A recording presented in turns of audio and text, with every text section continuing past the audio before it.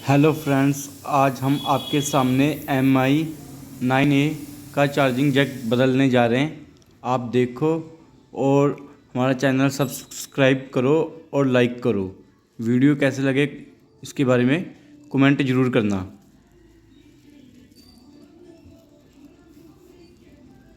आप खुद भी इसको रिपेयर कर सकते हैं इस मेरे को वीडियो को फॉलो करके।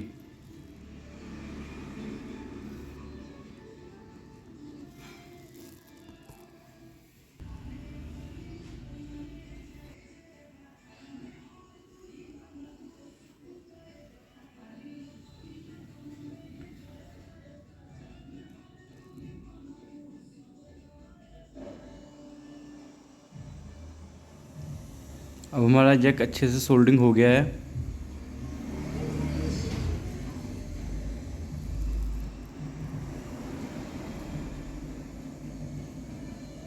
फाइव पिन को रीसोल्डिंग कर दो बस।